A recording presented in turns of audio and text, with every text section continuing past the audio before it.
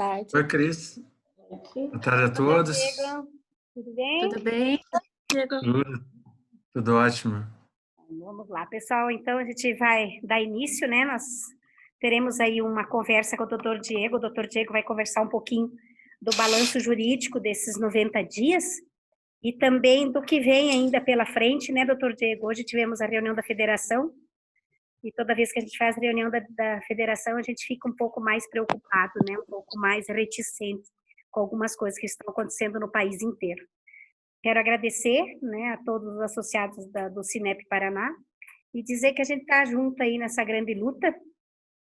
Vale ressaltar que iniciamos agora uma conversa com a Secretaria de Educação do Estado sobre o protocolo de retorno em agosto. Então, acho que é uma boa notícia, né? A gente está aí junto, conversando sobre isso. Desses 90 dias, é a primeira vez que somos chamados para conversar a nível de retorno e a nível de protocolo. Então, acho que é um ganho. Apesar de que agora a gente não sabe se a gente não vai perder o nosso secretário, né, o Renato, que parece que está indo para Brasília como ministro. Então, eu passo a palavra para o doutor Diego, que é do nosso jurídico. Doutor Diego, muito obrigada por ter aceito o convite. E é sempre muito bom falar com o senhor, porque, né, o seu conhecimento de causa aí dentro de toda essa situação nos ajuda muito. Que a sua fala nos seja muito proveitosa e que a gente tenha uma boa tarde. Ok, então, obrigado, Cris. Realmente, tempos intensos nós estamos vivendo, eu acho que essa é a palavra, é o dia inteiro, todos os dias, não tem sábado, não tem domingo, não tem feriado. E vai ficando todo mundo um pouquinho agoniado com a situação, com o que vai acontecendo, com o que vai acontecer.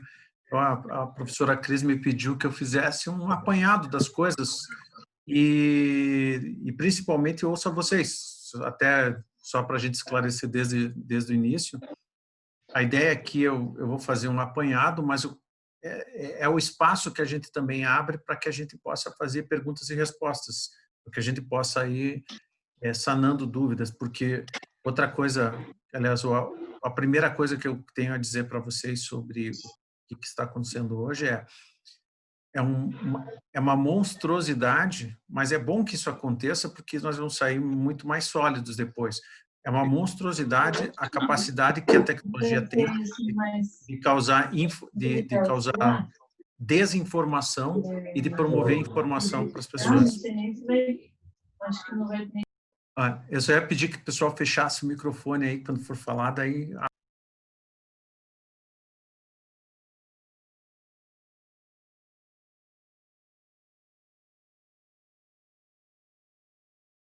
um documento o dia inteiro, saiu o decreto do município, saiu o decreto do estado, saiu não sei o quê, agora a Senacom, na área de consumidor, disse isso, agora a Assembleia falou aquilo, agora entrou ação direta em constitucionalidade daquilo outro.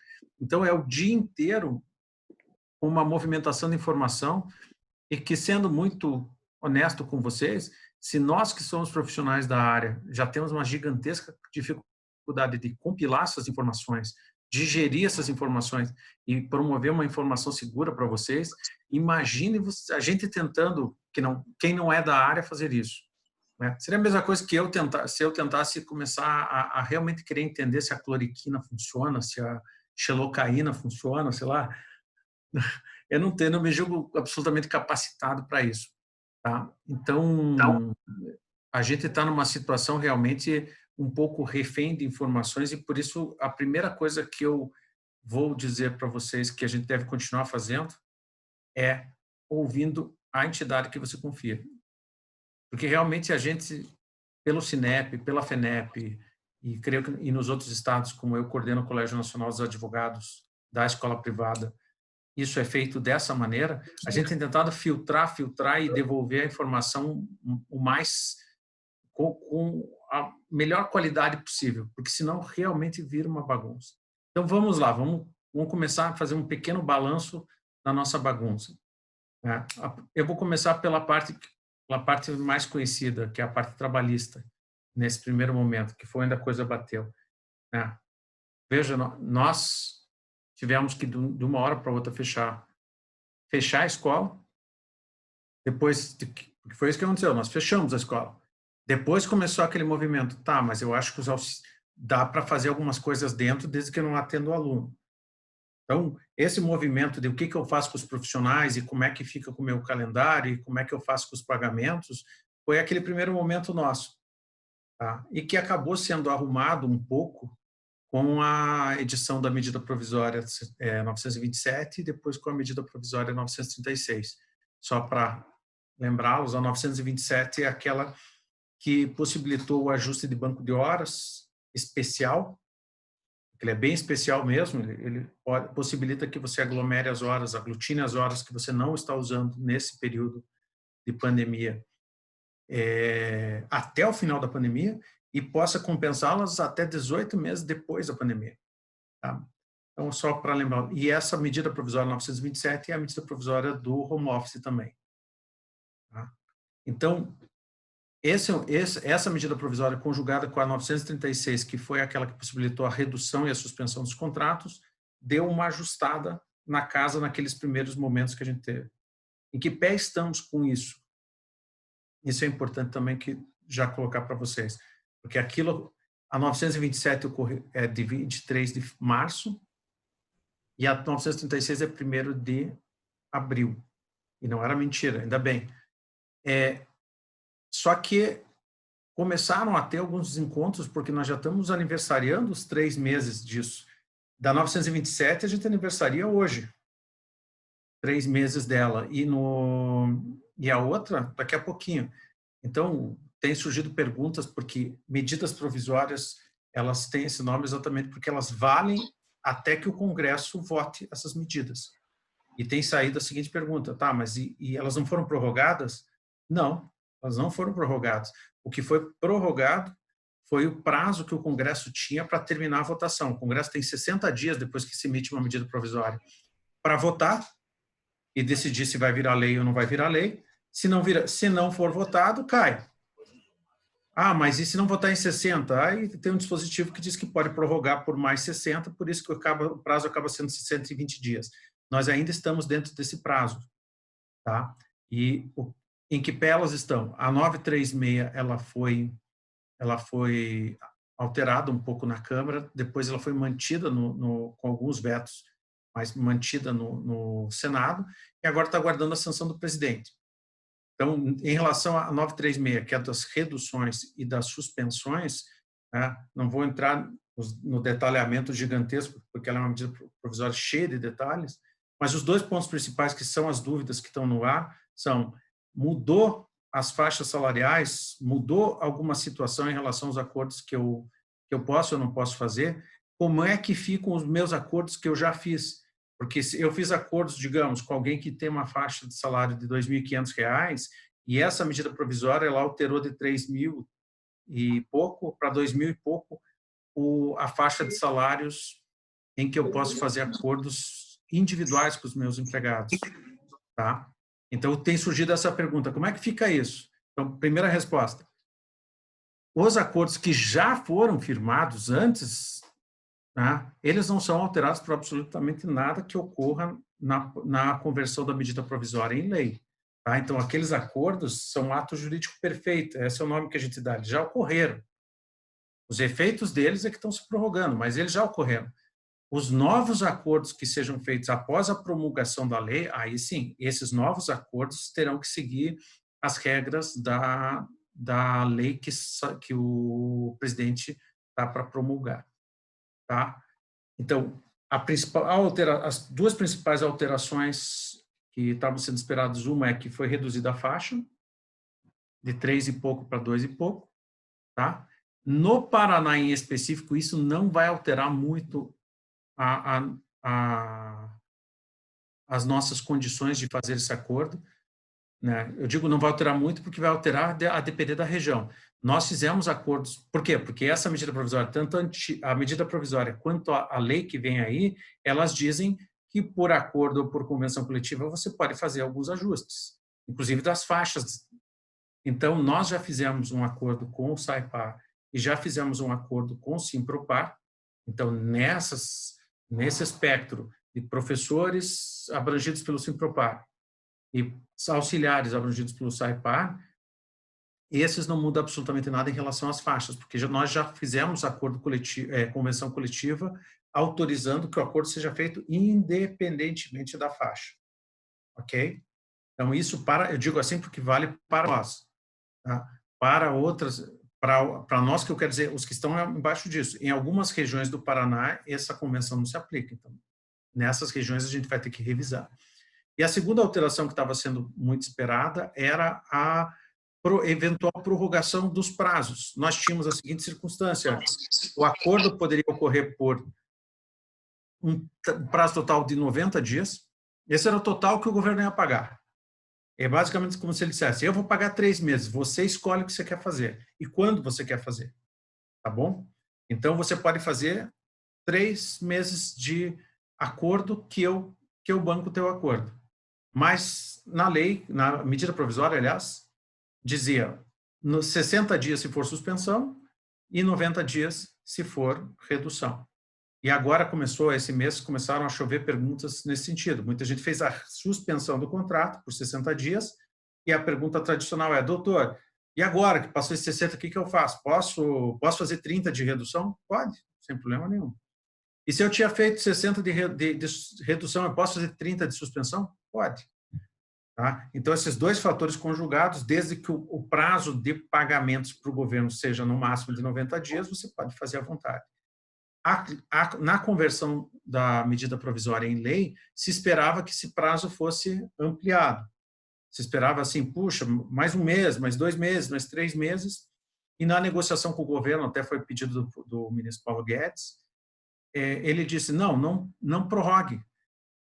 Coloque a critério do governo, porque é o governo que vai pagar a conta. Então, se o governo tiver dinheiro, ele não precisa baixar a lei agora. Ele pode baixar um decreto dizendo: eu estou prorrogando por mais 30 dias. Basicamente, ele está dizendo: eu estou autorizando que você faça mais 30 dias de acordo e eu vou pagar a conta.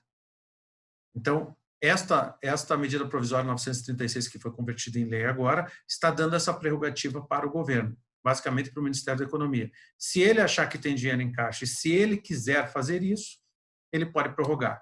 Mas para nós, meros mortais aqui, a resposta é: não está prorrogado. Quem já usou, se chegar nos 90 e não sair nenhuma prorrogação do governo, acabou os 90. Tá? Então, esse é o cenário da medida provisória 936. A 927 ainda está em curso, ela foi aprovada agora na Câmara, mas está indo para o Senado. Então, não adianta a gente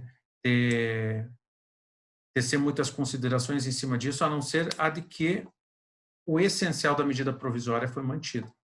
Tá? No que ele nos importa, e o que eu gostaria fazendo um balanço das coisas, até porque vocês têm que se preocupar com isso, não esqueçam, quem está, agora falando só de escola, quem está com um calendário que estava programado para 800 horas letivas de trabalho efetivo escolar, no final das contas, vai fazer o balanço do seu primeiro semestre e vai descobrir que fez 110, 183, 28, sei lá, cada um vai fazer um balanço, né? E basicamente numa perspectiva: o que eu vou conseguir aproveitar do que eu fiz remotamente para efeito de justificação futura de horas escolares.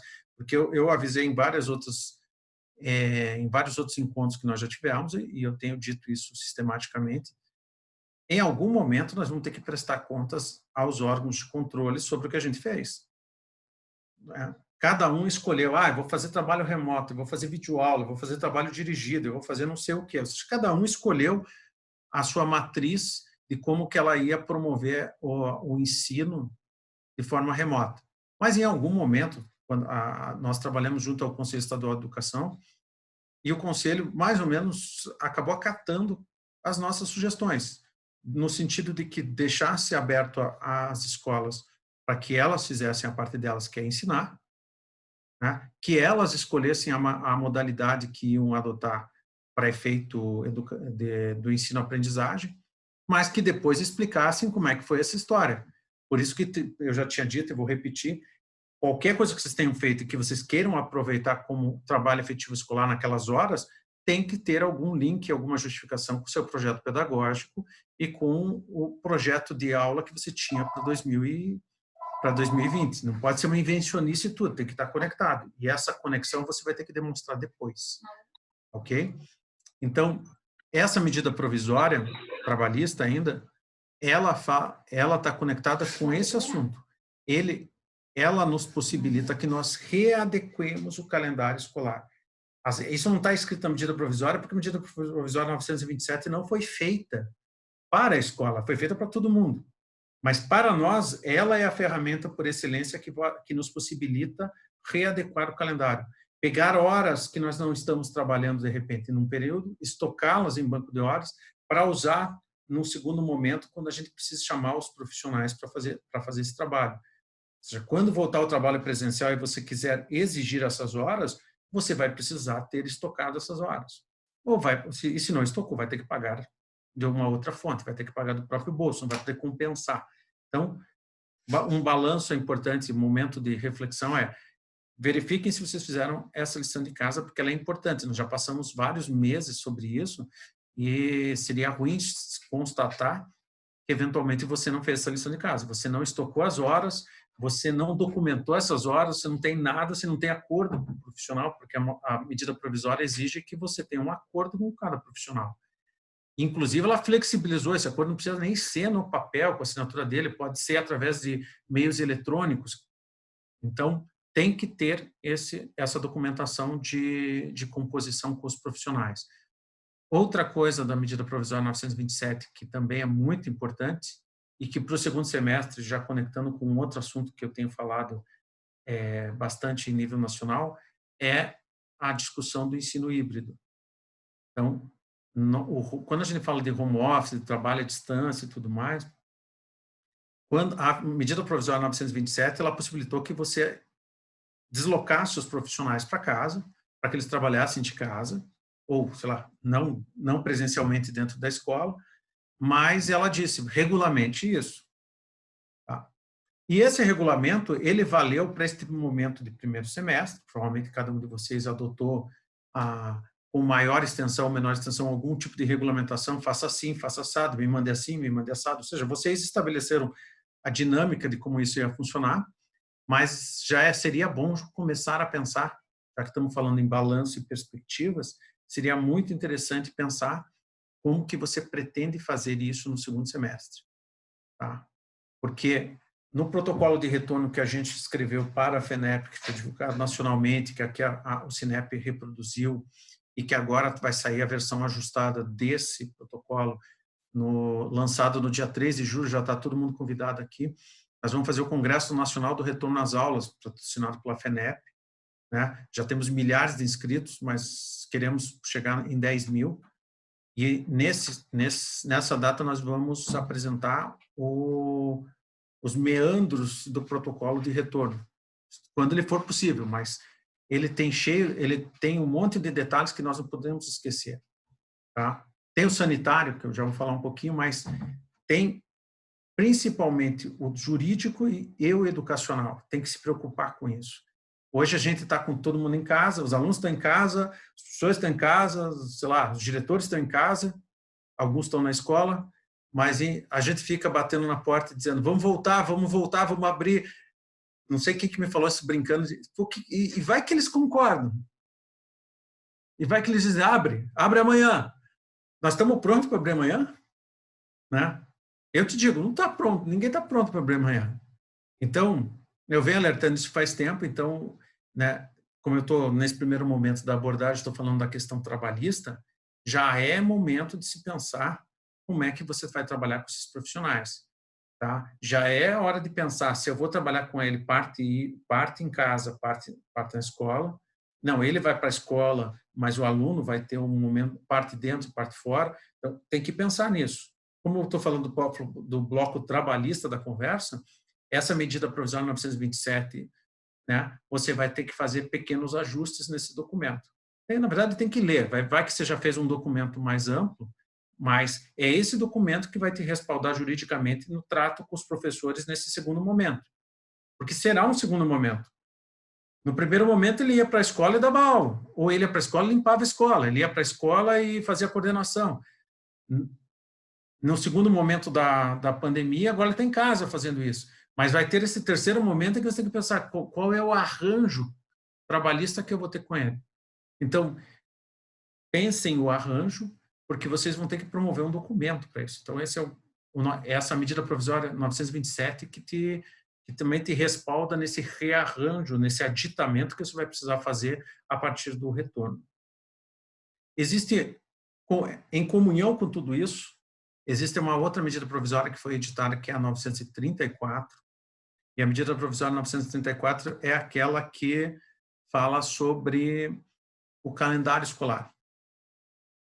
Então, ele está conectado com a questão trabalhista, porque, na prática, a gente tem uma obrigação, não só com os alunos, de promover o ensino, mas nós combinamos com os professores que o calendário ia ser de um tamanho. Essa modificação que nós estamos fazendo, ela é só um rearranjo das horas que eles têm que trabalhar.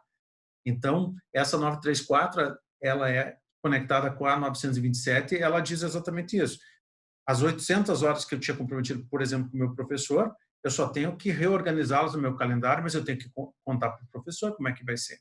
Se você não vai contar hoje porque você não sabe, eu também não sei, já tem que pensar como que você vai fazer isso e em que documento você vai fazer essa comunicação a ele da nova plataforma de horas que você vai dar para ele. As horas vão ser feitas assim, essas vão ser feitas na escola, essas vão ser feitas remota, essa vai ser feita dessa maneira. De sorte é que você consiga, no conjunto de tudo isso, que a conta fique em zero, que você não tem que pagar horas a mais em cima disso. Mas na 934, só para vocês saberem, essa medida provisória está em andamento e ela pegou e começou com um fio e virou um casaco.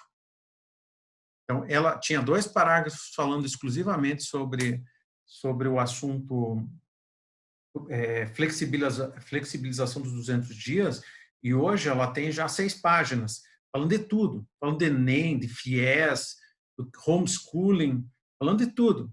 Então, nós estamos trabalhando politicamente via FENEP para tentar manter isso dentro de contornos razoáveis, mas para quem está pensando, como é que eu vou readequar meu calendário? Como é que eu vou fazer isso? Será que eu vou poder continuar com as minhas atividades remotas? Será que eu vou poder fazer o híbrido? Então, essa medida provisória, nessa conversão de lei, pelo menos no texto que atualmente está na mesa, ela vai permitir tudo isso. Tá? E aí o desafio é para cada um de vocês. Porque no instante que ela permite isso, né, dificilmente você não vai ser obrigado a fazer isso. E isso vai gerar custos. Tá? E isso me leva à questão cível de consumidor também, um balanço das coisas. Quem não... Tenho certeza que todos vocês tiveram extremas dificuldades. Claro, uns extrema dificuldade, outros devem ter passado o caos e outros ainda estão no caos, né? Na discussão com os pais de alunos sobre tem que pagar, não tem que pagar, está certo, não está certo, vai manter o calendário, não vai manter o calendário, tem que dar desconto, não tem que dar desconto. Então, o que aconteceu nesses 3 meses e pouco? Bem, vamos começar pela primeira parte. Tá? Os órgãos que defendem os consumidores tentaram de todas as maneiras aqui no Paraná, no Brasil inteiro, mas eu vou ficar aqui no Paraná primeiro, dizer que isso que ocorreu com a pandemia desregulou a equação de consumidor, a equação gerou supostamente uma conta positiva para a escola, porque ela deixou de ter supostos gastos, e que por isso a gente tinha que dar desconto. Basicamente essa arguição. Quanto mais a gente avançou esses meses nessa discussão, mais tem sido diluído esse argumento. Porque, como vocês vão ver, por isso que eu estou conectando com o assunto anterior, quanto mais a gente se aproxima do momento de retornar, mais a gente vai descobrir os custos do retorno. Porque os custos da adaptação ao trabalho remoto foram X. Na hora que nós retornarmos, nós vamos ter um protocolo sanitário duro para poder cumprir e que vai gerar custos para toda a escola. Certo? Não estavam na planilha, mas nós vamos ter que fazer. Nós vamos ter um ensino híbrido. E eu estou chamando de híbrido, tá? Para ser muito claro que eu estou chamando de híbrido, você vai ter aluno em sala e você vai ter aluno fora de sala. Não duvidem disso. Isso a gente já discutiu com os advogados do Brasil inteiro. Cada um pode ter a opinião que quiser, é direito de cada um, mas já há um consenso de que o consumidor, na hora que ele bater na porta e disser assim, meu filho não vai para a escola, e as enquetes que estão sendo feitas estão dizendo que a maior parte não vai mandar. Se fosse hoje, não mandaria para a escola. Mesmo que está aberta, tá aberta, tem tudo. Não, não vou mandar.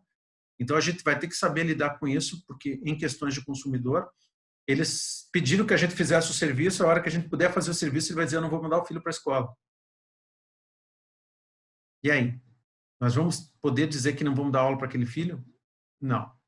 Então, se vocês acharam, se alguém estiver pensando isso, se achou complicado discutir desconto, imagina você dizer que não vai prestar ensino para o filho de alguém que está com medo de ir para a escola. Então, assim, nossa posição, tá, jurídica e de todo o colegiado de advogados, dos advogados de todos os CINEPs do Brasil, é de que você não vai ter direito a dar essa resposta. Então, se eu não vou ter direito a dar essa resposta, o que eu faço? Então, é o que eu estou dizendo aqui. Você tem que se organizar para ver como que você vai fazer isso. Por isso que a gente divulgou o protocolo sanitário da FENEP já há algum tempo e vamos reformular, vamos recalibrar. Mas você já tem que pensar, quando voltar, a minha sala comporta fazer 1,20 m para lá e para cá, para cada carteira? Eu tenho estrutura física para manter janela aberta? Ou seja, não vou dissecar o protocolo sanitário aqui, mas você tem que pensar isso. Você tem estrutura para fazer isso funcionar? Então, essas questões você tem que pensar porque o ensino será híbrido. Você vai ter que pensar como que eu vou ensinar o aluno que não foi, como que eu vou ensinar o aluno que foi, como que eu vou mediar a parte pedagógica das duas coisas, como que eu vou avaliar isso. E aí, se vocês acham, a conversa é tipo aquele comercial das facas guinso, sabe? Sempre tem mais. Então, e o grupo de risco, o que eu faço com ele? O grupo de risco eu posso, aluno, posso mandar ele vir? Não, nem posso e nem vai vir. E você vai ter que suprir isso. E o professor que não é grupo de risco? Aliás, desculpe, o professor que é grupo de risco? Juro que eu não gostaria de estar dizendo isso que eu vou dizer agora. Mas é basicamente o seguinte, você vai ter duas opções. Ou você adapta a escola a ele, ou você adapta simplesmente dispensando o profissional. Tem uma terceira, desculpa, vamos ser bem exaustivos hoje. Você pode pagar a conta inteira e deixar ele em casa de licença, certo? Ou uma quarta ainda. Você paga, deixa ele em casa com banco de horas e estoca essas horas para 2021, para 2022. Então, essas duas hipóteses, elas deixam a conta nas tuas costas. Então... Porque aí, essa questão aí... Não, não vai, não. Porque, inclusive... Opa, o microfone ficou aberto. Então, essa é uma coisa que eu tenho dito para todo mundo que tem que ser pensada agora. Eu não vou dizer quem você vai mandar embora, se você vai mandar embora, se vai colocar em banco de horas, se vai fazer isso, mas você tem que enfrentar esse problema, porque esse problema eu já venho avisando há 2 meses, tá? No mínimo, e estamos cada vez chegando mais próximo disso. Então, você tem que olhar como é que será a minha sala de aula a hora que fizerem exatamente o que eu estou pedindo que façam faz tempo. Que me digam, pode abrir. Como é que você vai fazer? Tá? Então, essas questões são extremamente importantes que a gente faça essa reflexão para que a gente entenda o que está vindo por aí. Está vindo por aí um ensino híbrido, nós vamos ter que adaptar um monte de coisas no ponto de vista trabalhista, a questão de consumidor que a gente estava comentando agora, das mensalidades no Paraná. Tivemos esse enfrentamento, eu acho que aqui a gente conseguiu controlar bem com os argumentos, porque eu estou colocando a questão dos custos do segundo semestre, porque esse foi um dos grandes argumentos que a gente utilizou para dizer que não tem desequilíbrio. A conta é anual. Então, não adianta dizer que eu gastei menos R$10 de uma coisa agora, eu vou gastar mais 50 depois. Eu vou ter que dar ensino. E se eu só dei 122 aulas agora, eu vou ter que dar 678 depois. Então, se eu der desconto agora porque eu estou com menos isso, eu vou ter mais depois. Então, essa é uma situação, quanto mais a gente chega perto do segundo semestre, mais essa argumentação pesada que nós tivemos no início vai se diluindo e está sumindo. Tanto é que aqui no Paraná, até nós estamos aguardando que seja possível assinar um acordo, mas nós conseguimos, nesse diálogo com o poder público e principalmente com a Assembleia, que a Assembleia não fizesse o que foi feito no Rio de Janeiro, no Pará, no Amazonas, no Ceará e agora no Espírito Santo, que é editar lei estadual obrigando um desconto linear. Se a coisa estava ruim, imagine dando um desconto linear de 30%. Realmente, nesse horário não dá para falar o que eu ia falar, do que eu penso de quem está fazendo isso. Isso realmente é uma brincadeira de mau gosto, no mínimo. Então, mas aqui realmente eu tenho que agradecer a sensibilidade, porque começou com um vendaval, mas foi se acalmando, foi se ajustando, e agora a gente só não conseguiu fazer a assinatura porque o deputado que estava conduzindo isso pela bancada do governo pegou Covid, está em casa com Covid, e o gabinete inteiro dele pegou Covid, então acabamos adiando um pouquinho. Mas esse assunto, em termos de sair uma lei estadual no Paraná, criando esse constrangimento para vocês, eu creio, não dá pra, nunca é nada 100%, mas eu creio que se encerrou. Aí existem as discussões judiciais, que alguns já estão sofrendo, outros é só pressão mesmo, e aí pressão, aí você que sabe, quem sou eu para dizer se você não tem ou não tem que dar desconto? Vai dizer, eu vou embora. Então, realmente, nas outras manifestações que eu fiz e as outras reuniões que vocês me ouviram, eu sempre disse, cada um tem que dialogar com o seu pai em cima da sua realidade. Eu não sou eu que...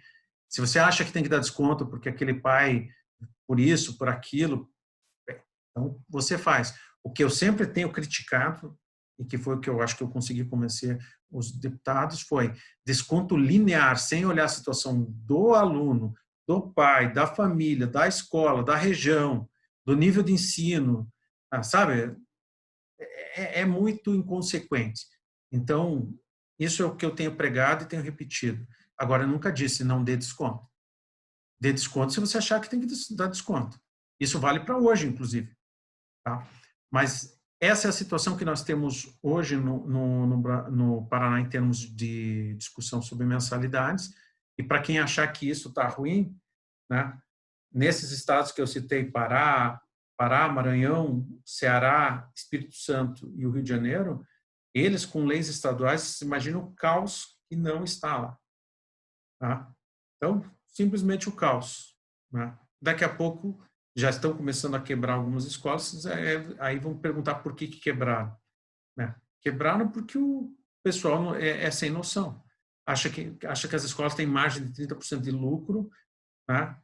Isso que desconsideraram uma variável muito, muito importante, que já era importante antes e que agora será ainda mais importante. É bom que vocês tenham esses números na ponta do lápis. Qual é o coeficiente de inadimplência que vocês estão tendo? E qual era o anterior? Não é só qual você tem hoje. Mostrar. Olha aqui.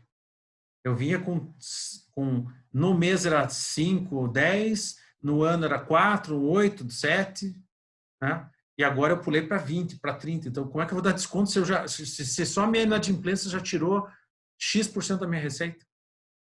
Tá? Então, nesse balanço que a gente está fazendo, se isso não ficou evidente para os órgãos de controle, para PROCON, para essas entidades, agora, quando a gente fechar, arredondar agora no dia 30, um semestre, um ano, quase meio ano de trabalho perdido. Né? Não vou dizer que foi tudo perdido, mas realmente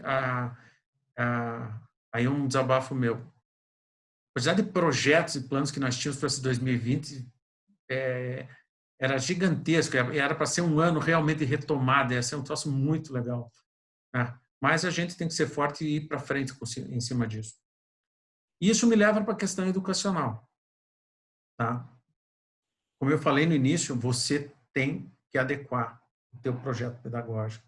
Você tem que adequar o teu documento que você apresentou ao conselho, né, aos núcleos, sei lá, aos órgãos de controle educacional.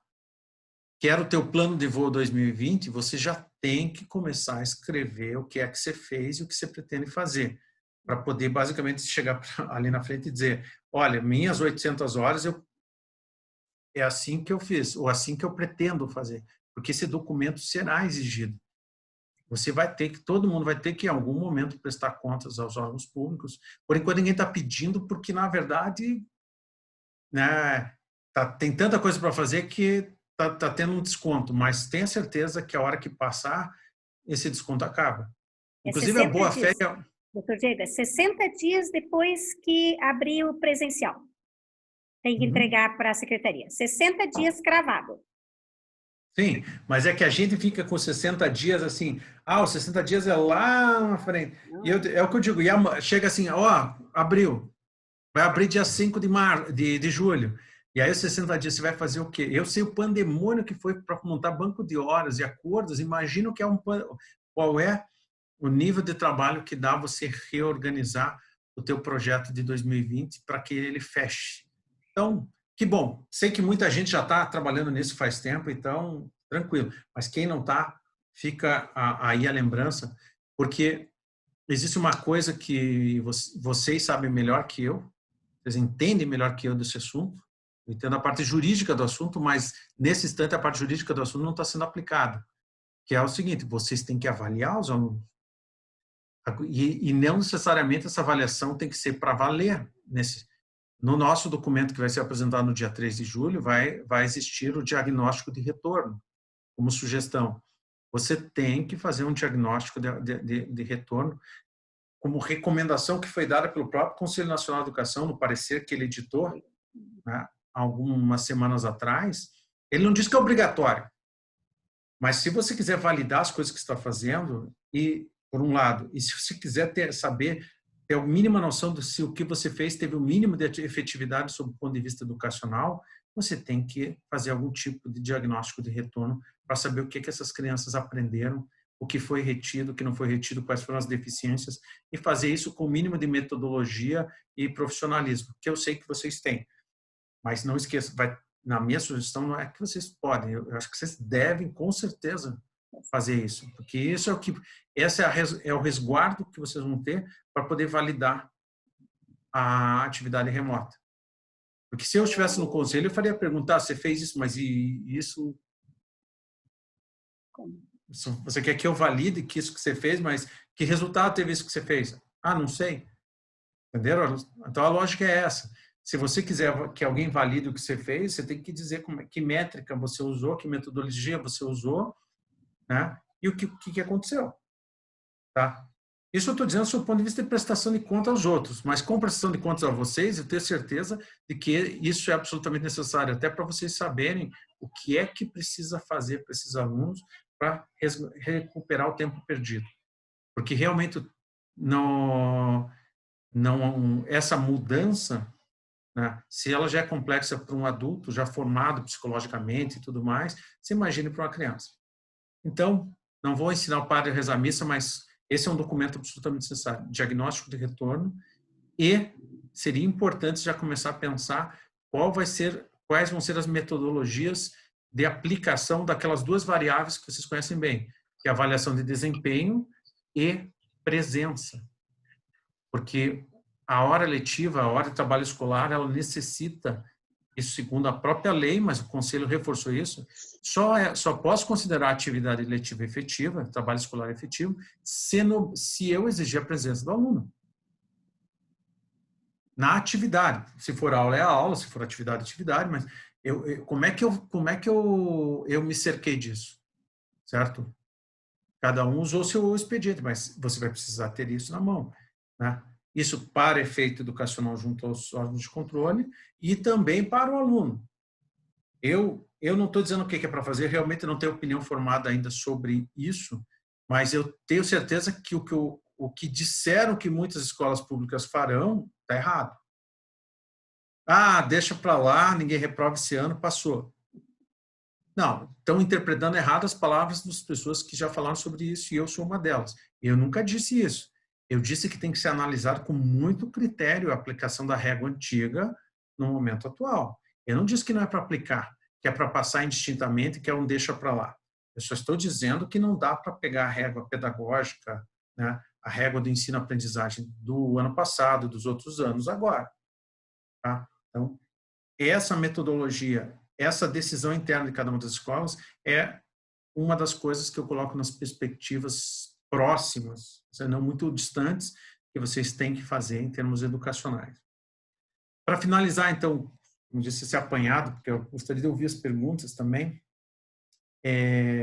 Me desculpe, não vim com a pretensão de ser exaustivo.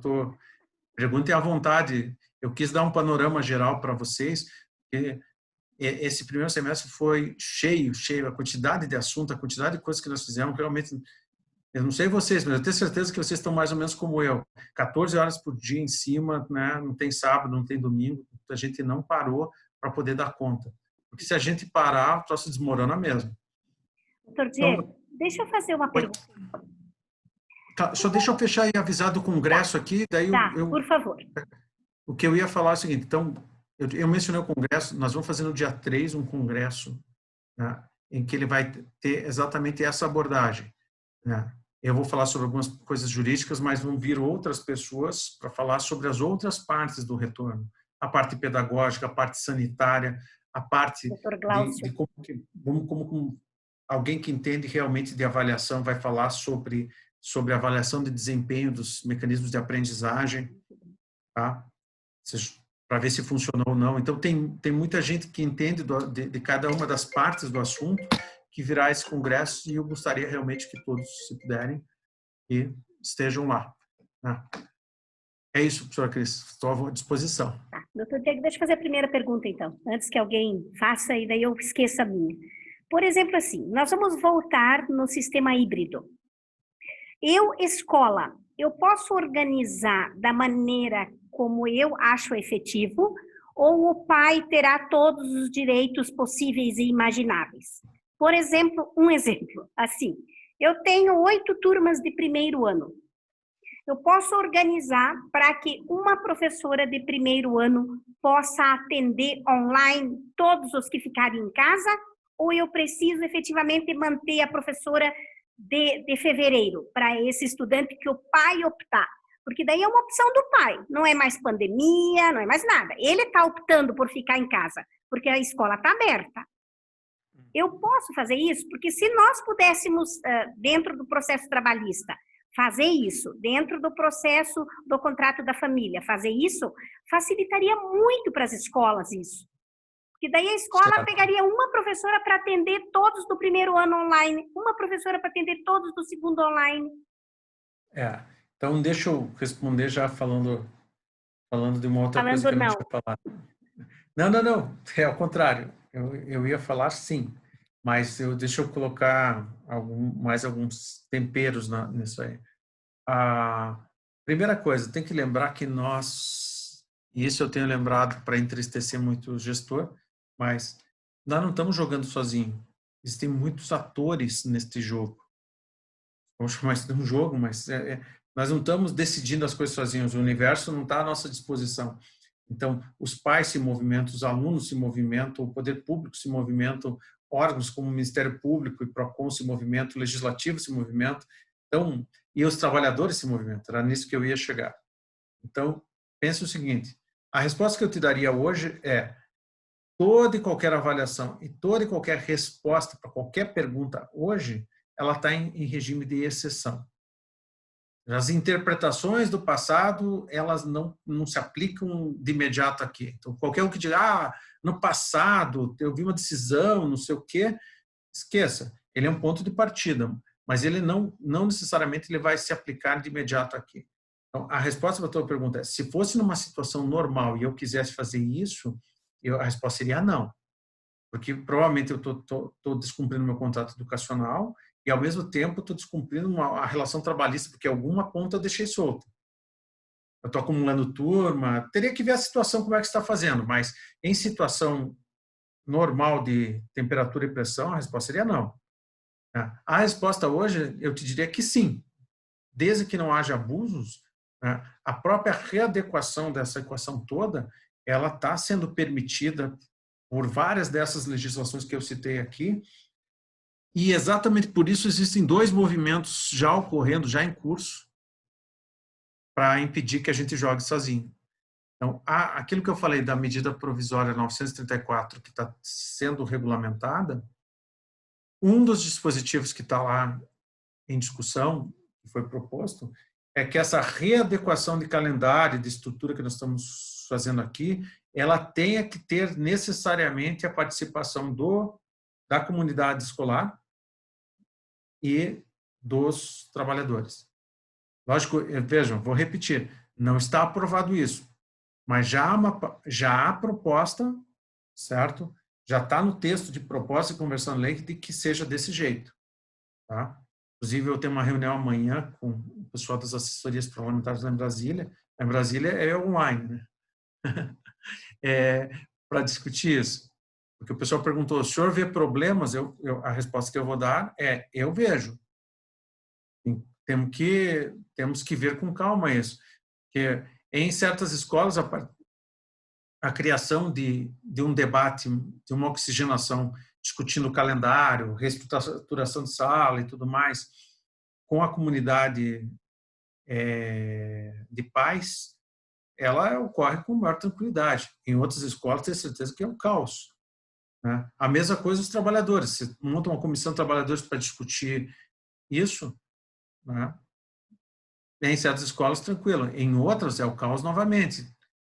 Tem algumas que estão... E no Paraná, a gente não tem, principalmente na escola básica, do ensino básico, nós não temos uma pressão tão grande dentro das escolas, dos sindicatos de trabalhadores, para ficar interferindo na nossa gestão da escola, tá?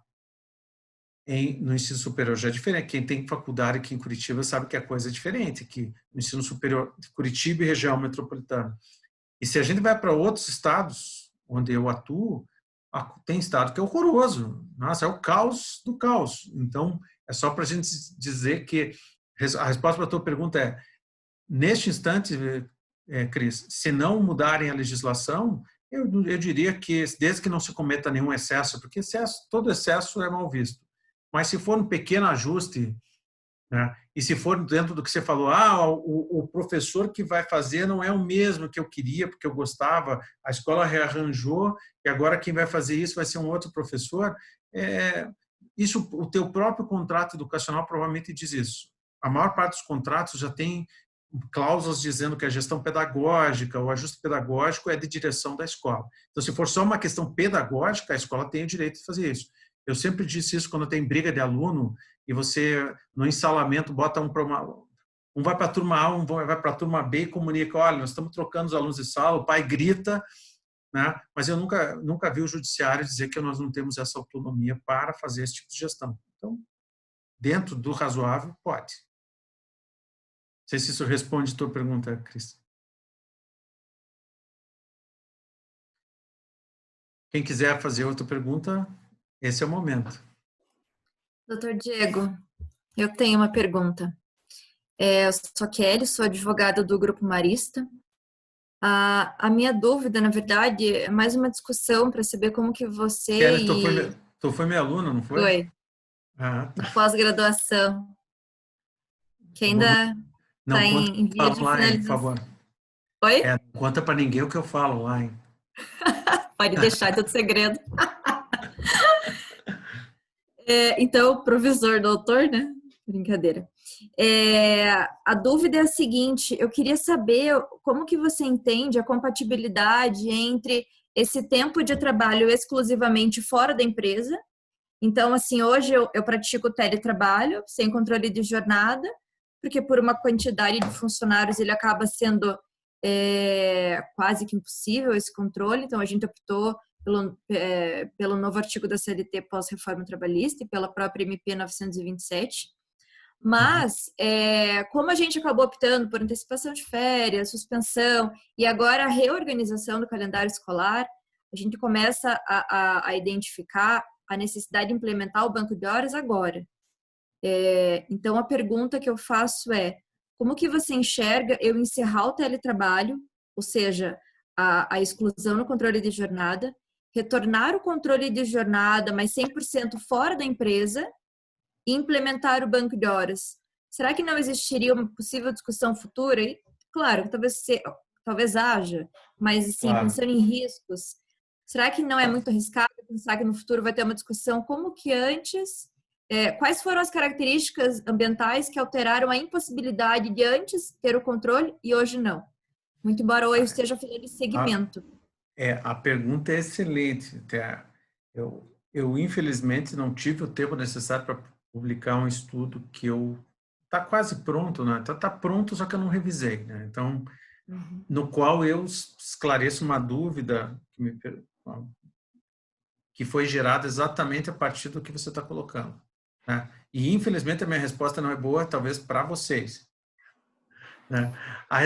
É boa para os outros, porque é o seguinte, o pessoal confundiu, quando saiu na reforma trabalhista, a colocação do inciso 3º no artigo 62 da CLT, falando do teletrabalho, o que se disse lá foi o seguinte: todos os trabalhadores têm que ter controle de jornada. Aliás, vamos começar um pouquinho atrás.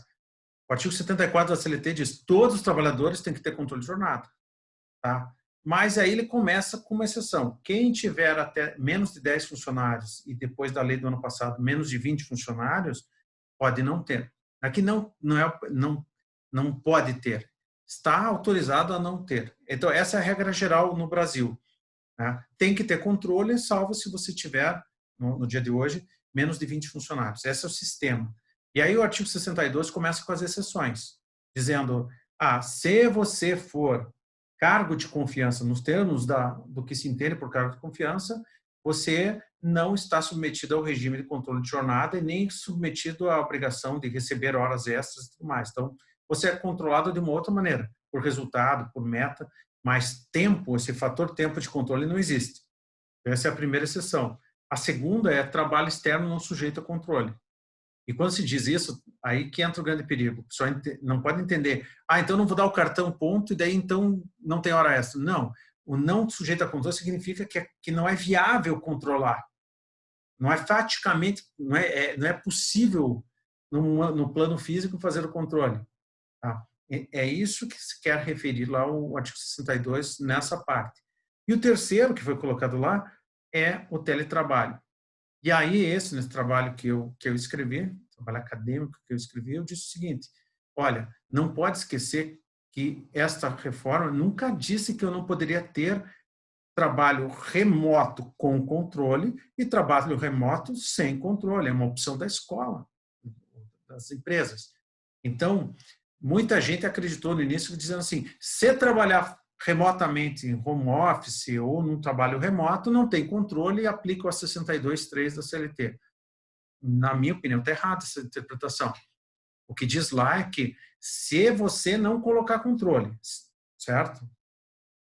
E essa é a dificuldade, às vezes, de compreensão. Eu estava num debate uma vez com os juízes sobre isso, dizendo o seguinte: no 62, aliás, nos cargos de confiança, é possível o controle, mas a lei diz que você não pode controlar, é requisito. Tá? No trabalho externo não sujeito a controle, não é possível controlar mesmo que eu quisesse. E no home office, eu posso controlar, é possível controlar, mas eu tenho que decidir se eu vou optar pela opção número 1 ou pela opção número 2. Essa tem sido a interpretação que eu tenho dado. Tá? Então, porque senão a gente não precisava escrever, porque se era um trabalho fora da empresa, não sujeito a controle, não precisava inserir o artigo 62.3, ele já estava no 62.2. Entendeu? Então, qual que é a diferença no home office ou no trabalho remoto? É possível fazer o controle, então não é o trabalho externo sujeito a controle, é possível, mas a empresa opta por não controlar. Tá, e daí controle como? Bem, então eu tenho que dizer de que jeito que eu vou controlar o trabalho desta pessoa. Tá? E o que... Então, assim, só para explicar o teu assunto, já aproveitar e dar essas noções para os outros, né, de que no home office, que agora da lei da MP 927, eles não entraram nessa bola dividida, um dos motivos foi por causa disso. Eles não quiseram entrar nos detalhamentos. Você que decida. Eles disseram lá no 927 o seguinte: regulamente, diga como é que vai funcionar. É você que tem que dizer como é que vai funcionar. No caso específico de vocês, querem, se vocês adotaram um sistema e agora vocês disseram, não, agora nós vamos fazer este controle, risco existe, certo? Mas eu não vejo, né? Eu não vejo um risco adicional, né, a esse sistema, Porque no home office nunca se disse que não era possível o controle. Sempre se disse que era possível o controle, mas a instituição optava por não controlar. Tá? Igual que acontecia no trabalho do gerente. Tá? No trabalho do gerente é a mesma coisa. Alguém diz, não dá para controlar o gerente. Claro que dá para controlar o gerente. Mas a lei diz, se ele tiver uma situação de fidúcia além do... Então, neste caso, né, pode fazer. No caso do teletrabalho, o que se diz é, se você estabelecer a regra do jogo, estabelecer a estrutura, estabelecer como vai funcionar, der os meios e ele trabalhar em casa, você pode, né, excepcioná-lo do controle de jornada. Então, eu não faço o controle. Tá?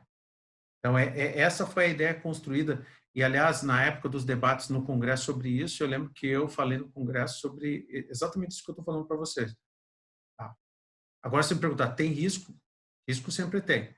Por isso, para fechar essa resposta e dar uma recomendação para vocês, se eu pudesse optar, eu optaria por fazer os contratos de home office sempre com controle de jornada.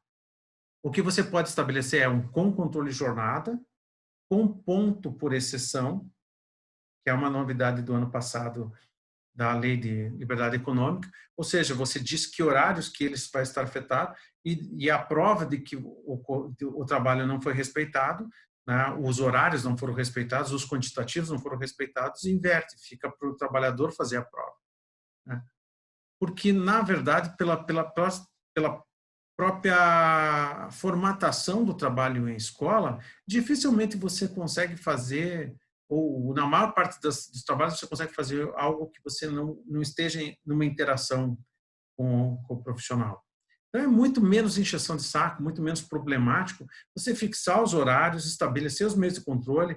Como é que bate o ponto? Eu estava falando com uma escola, hoje no celular tem um aplicativo, você vai lá, ele faz não só o ponto no celular, como ele já faz o banco de horas no celular. Não estou vendendo produto, tá, pessoal? Mas é para dizer que se o problema é tecnologia e tudo mais, hoje está barato e está fácil. E se eu pudesse recomendar, recomendaria, faça desse jeito. Faça o artigo, aplique o trabalho remoto, mas com controle de jornada e seja explícito isso no contrato. No teu caso específico, para finalizar a resposta, lógico, se você tinha um sistema de 62.3 e agora não fez, eu, Diego, entendo que não há problema nenhum. É uma opção. Se tinha uma opção, agora tem outra opção. Mas risco existe. Tá? Legal, obrigada. E outra coisa que eu ia perguntar sobre o congresso, vai ter veiculação no YouTube ou vai ter um link apartado para a gente fazer alguma inscrição? Vai ter, aí, eu não sei se o Sinep já está divulgando, professora Cris. Como é que está sendo feita essa divulgação? A gente vai divulgar essa semana, nós recebemos o material ontem, tá bom? Aí é só fazer a inscrição, mas a gente vai divulgar. É bem legal, vai ser o dia inteiro, vai ter o Dr. Clóvis, que é da Epidemio, sabe? Bem legal, a gente vai sair de lá com o pensamento bem organizado para o nosso retorno.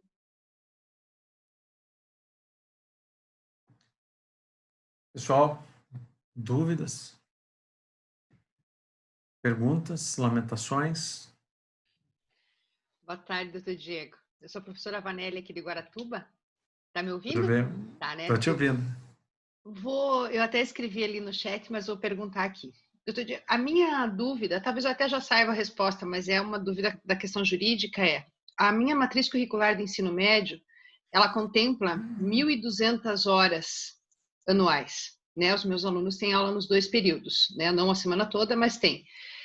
Quando o governo coloca que é no mínimo 800 horas, do mesmo jeito, como eu tenho contrato com as famílias, eu não posso reduzir para as 800 horas, né? Ou posso? Nesse instante, não. Né? Nessa medida provisória que está sendo discutida em lei, tá? E eu não sei se isso é bom ou ruim, isso eu ainda estou digerindo, há uma proposição de flexibilizar isso que você está falando. Né? para a educação infantil possibilitar reduzir, ou seja, não cumprir todas as horas, para... Agora eu me lembro se é do terceiro para o médio, ou seja, tem um texto que está tentando, para este ano de epidemia, flexibilizar o contrato. Se você tinha X horas, que você possa optar por menos horas. Não preciso nem dizer para vocês que se isso passar e se alguém for aplicar, vai surgir um monte de questionamentos sobre como é que fica o pagamento, né? Então, por isso que eu ainda estou digerindo se eu acho isso uma alternativa interessante ou não, até porque eu tenho até Foi por isso que eu brinquei no começo, que eu acho que eu já sei a resposta, porque eu acho que vai dar menos incômodo cumprir as horas do que você acabar flexibilizando algumas horas a menos e tudo mais, até porque vai mexer com o pedagógico, né? Mas então tá bom. Obrigada, tá bom? Não. Pessoal, mais algum questionamento? Perguntas? Doutor Diego, pode acontecer da gente ter 3 calendários, porque quando a gente foi trabalhar remoto com os menores não suportam mais de 2 horas de trabalho remoto. Os de Fundamental 1, normalmente em torno de 3 horas e meia, 4 horas, o Fundamental 2 com horário fechado. Quando a gente retornar, quando nós somarmos as horas, cada nível vai ter um calendário diferente. Eu estive conversando com o pessoal da Secretaria de Educação, a gente vai ter que fazer os 3 calendários separados com a proposição de como nós vamos repor isso. Isso é uma coisa bem interessante da gente pensar e a dificuldade que isso vai ser. Isso para mim vai ser interessantíssimo, até porque eu vou pôr no meu livro, porque daí vai ser a prova real do que eu sempre disse. Você tem um calendário só por uma questão absolutamente prática. Você nunca foi proibida de ter um calendário da educação infantil, um calendário da educação. Você poderia ter. Agora, lógico, eu falo isso sempre com uma mãozinha atrás para dizer, calma, não me jogue em pedra. Eu não digo o que é para você fazer, porque a gente tem várias coisas para pôr nessa sopa. Tá? E o descanso, e o tempo administrativo, e os custos, e aquilo, e aquilo. Então, cada escola vai, ao longo do tempo, sedimentando o que funciona e o que não funciona, e a prática acabou mostrando que essa unificação do calendário, no mais, às vezes é mais interessante. Mas não é modelo único. Para isso com certeza, nós vamos ter uma diluição gigantesca em termos de aproveitamento de calendário.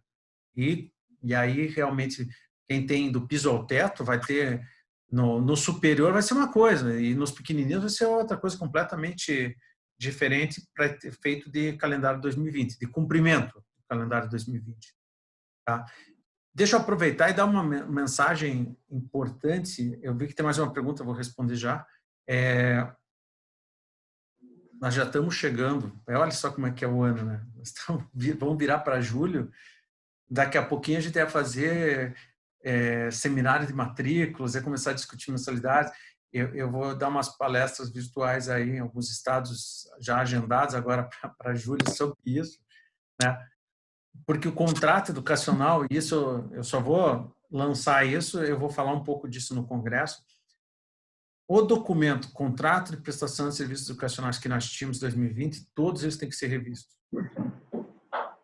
Não estou dizendo para mexer tudo, mas dizendo, você vai ter que olhar, porque realmente não há dúvidas de que a pandemia vai arrefecer, que ótimo, mas os efeitos delas e os efeitos nessa relação aqui, no mínimo 2021, vai sofrer o comprometimento. Não acho que a gente vai voltar ao segundo semestre híbrido e a gente vai entrar em 2021 e isso vai sumir do universo. Entendeu? Então, tem várias coisas que tem que realmente começar a pensar em termos de como é que vai ser o 2021.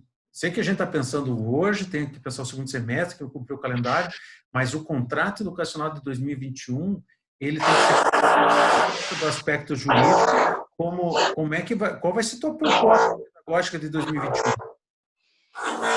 E eu aqui vou lançar uma sementinha dizendo assim, tenha certeza que você você vai chegar lá na frente e vai dizer, eu vou ter que inserir atividades remotas nisso.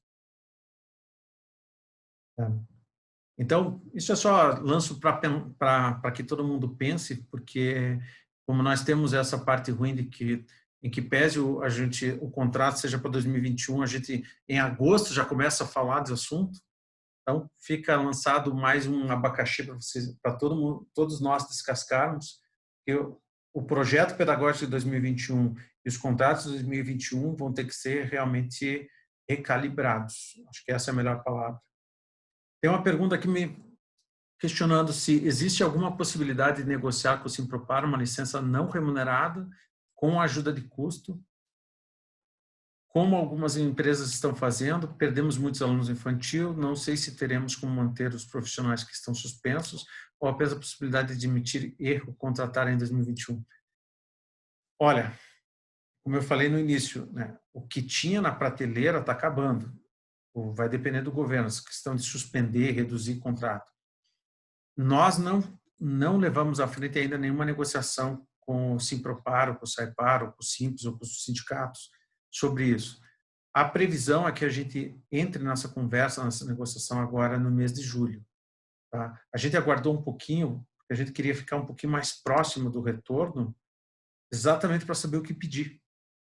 Porque tem algumas, inclusive essas questões que eu falei de home office, de teletrabalho, de atividades, se aqui a gente tem um bom ambiente e um bom diálogo, em outros lugares, o pessoal já está recebendo mensagem dos sindicatos trabalhadores dizendo, olha, quando você quiser voltar, nós não vamos voltar. Por isso que eu falei do jogo sozinho. Tem sindicatos em alguns lugares falando, não, os professores não vão voltar. Mas não, mas está seguro. Não, você diz que está seguro, mas eu não me sinto seguro, eu não vou voltar. O aluno tem direito de não voltar, por que eu, que sou professor, vou voltar? Então, assim, são muitas coisas a pensar, mas aqui a gente vai... a Angélica, que fez essa pergunta, estou respondendo. A partir do início de julho, nós estamos programando iniciar uma conversa para tentar organizar esses assuntos e talvez isto, em julho, seja objeto de conversa. Como é que ficam os contratos? Se vai ser licença não remunerada, se vai ser outra possibilidade, não sei. Mas existe um coringa nesse baralho que eu guardei agora para o final, que é o artigo 476 da CLT, depois quem quiser olhar, que foi onde o governo procurou inspiração para essa medida provisória 936, que é a que fala de paralisação dos contratos mediante acordo coletivo ou convenção coletiva de trabalho, com suspensão e pagamento pelo governo. Não é o programa do governo esse que ele apresentou agora, é um que já existia antes da pandemia, tá? Mas que depende de negociação coletiva. Então, se nós não tivermos nenhuma novidade que mude esse planejamento, agora no início de julho a minha ideia é tirar esse coringa do baralho e botar ele na mesa, porque é o que vai sobrar no baralho mesmo. E se nada disso der certo, realmente nós vamos ter situações muito complicadas. E para quem achar que é ruim, nós estamos, isso foi dito, né, Cris, na reunião de hoje da federação, a gente não é uma situação ruim, mas se você olhar para o lado, quem tem academia, quem tem eventos, quem mexe com restaurante, né? Eu que sou advogado de um monte de empresas de ônibus no Brasil, né? Empresa de ônibus tem lugar que está parado 100%, tem lugar que está parado 20%, está parado 80%. Aqui em Curitiba, não sou eleitor do nosso prefeito, não tenho nada contra, né? Não, mas não sou eleitor dele, né? Nem tenho procuração para falar em nome dele, mas nesse ponto eu tenho que bater palma. Ele foi um dos poucos que fez certo e disse o seguinte, eu vou pagar pelo assento vazio. E com isso salvou um pouco das empresas de transporte aqui de Curitiba. Porque nos outros lugares o pessoal está mandando pôr os ônibus na rua, está mandando rodar vazio, o povo não está pagando. Então, você está tendo os custos e não está tendo a receita. Você já imaginou se a gente tivesse essa mesma situação? Então, nós não temos essa situação, Angélica, mas eu tô com isso no radar. Agora, em julho, nós vamos pôr isso na mesa, se for necessário. Espero que não seja. Espero que a gente comece a entrar em julho assim, com aquela pontinha no horizonte aparecendo para a gente retornar e acabar com isso aí. Ou, pelo menos, começar a acabar com esse transtorno. Deixa eu só fazer uma pergunta. Se eu tiver profissionais que estão na linha de risco, eu posso usar esses profissionais para trabalhar as aulas remotas, certo? Oi? Eu tenho um profissional, por exemplo, posso dar um exemplo lá da minha escola. Eu tenho 3 profissionais que estão na área de risco, que são acima de 60 anos. Eu posso trabalhar com eles o trabalho remoto das turmas, né? Eu posso usar eles no trabalho remoto. Pode repetir? Desculpa, Cris. Sim, ó, doutor Diego.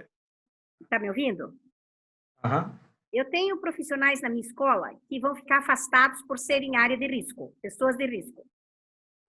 Eu posso usar eles no trabalho remoto, né? Eles só estão afastados da escola. Eles são meus profissionais e eu posso usar eles da maneira mais, assim, a maneira efetiva que eu necessitar. Não, vale para o profissional, como vale para o aluno, certo?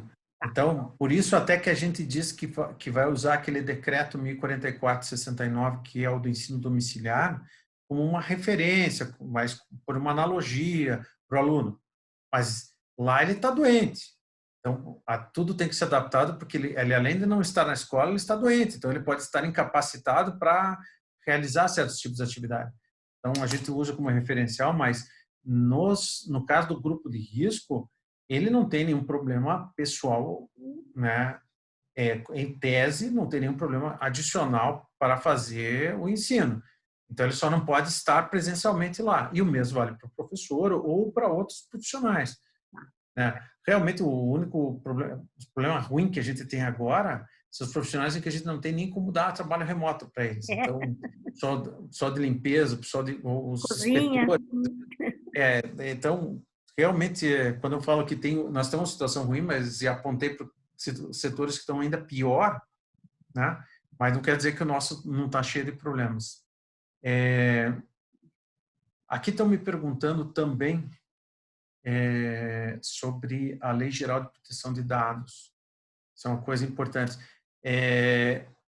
Nós tínhamos, pela Federação e pelo Colégio de Advogados, feito um trabalho muito legal no segundo semestre do ano passado, que finalizou no início desse ano, antes de chegar a pandemia, e nós escrevemos uma cartilha completa de perguntas e respostas sobre a Lei Geral de Proteção de Dados para as escolas. Tá? Eu coordenei esse trabalho, o trabalho está pronto. A gente só não divulgou porque quando entrou a pandemia, isso virou esse assunto ficou um pouco para o lado, né? Mas o Congresso, agora numa última votação, manteve a data agora para agosto,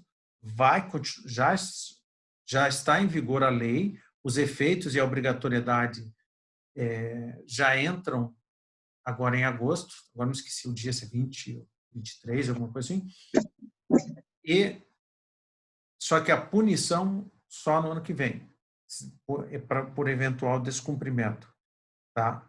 Aí, vou falar agora, mas nós vamos provavelmente ter um evento um pouquinho mais para frente falando só sobre Lei Geral de Proteção de Dados. É que como nós estamos com tanta coisa no radar, está todo mundo tão saturado de informação que você trazer mais uma informação como essa, e é gigantesca a quantidade de detalhe, né? Acabaria não se aproveitando. Mas só por isso que a gente não falou da Lei Geral de Proteção de Dados. Infelizmente, pessoal, ou felizmente, é questão de gosto, né? Em agosto ela vai entrar para valer.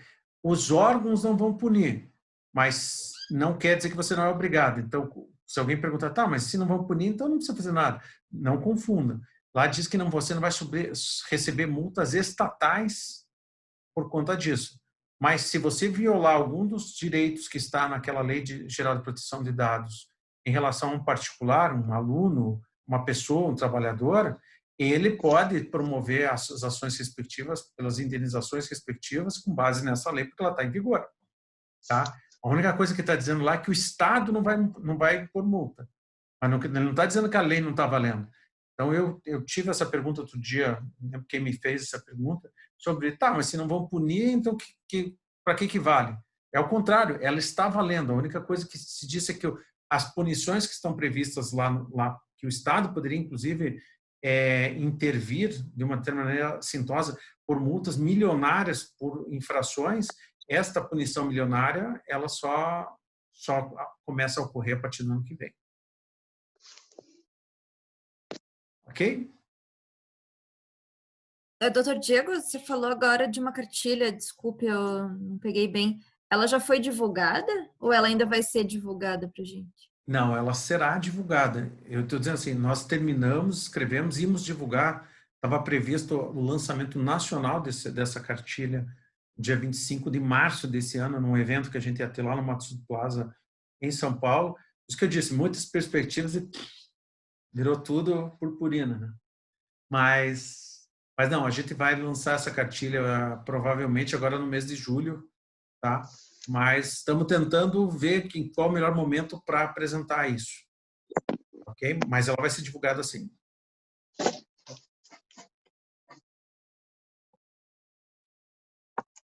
Senhora Cris, se não houver mais perguntas... A gente pode se despedir. Tem mais alguém que quer fazer alguma pergunta? Oi, Iva, onde você está nesse lugar lindo aí? Eu e o Gilson ficamos aqui morrendo de ciúme de você. Eu acho que é na praia. Pessoal, não, não, eu estou aqui no alagado. Gente, então, assim, a gente vai, né, agradecer a presença de todos. Assim que a gente tiver alguma coisa com relação ao protocolo, acho que a gente vai fazer uma live para conversar sobre isso. Porque cada escola vai ter que fazer o seu protocolo, então é importante vocês já irem averiguando como é que estão as áreas, como é que está a área de areação, né, como é que estão as salas de aula, já para averiguar isso, tá, gente? Talvez fazer uma pesquisa junto aos pais de vocês, para ver quantos estudantes não voltam, quantos voltam, porque a gente vai ter que começar a pensar algumas coisas, porque provavelmente em agosto mesmo a gente retorne, né, tá sendo acenado isso com bastante força pelo governo do estado, tá? Mas assim que a gente tiver alguma notícia mais concreta, a gente fala para vocês, né? Queria agradecer a todos e pedir que vocês não esqueçam do dia 3 de julho, que a gente vai estar junto no nosso congresso da federação, vai ser bem bom. O doutor Diego vai estar lá, vai falar de toda a documentação de retorno, né, doutor Diego? Dos documentos que as famílias têm que assinar, né, e dos documentos que os funcionários têm que assinar, cientes de toda a situação que está acontecendo. Tá bom? Desejo uma boa tarde, né, uma boa terça-feira e que essa semana seja cheia de saúde para todo mundo, tá bom?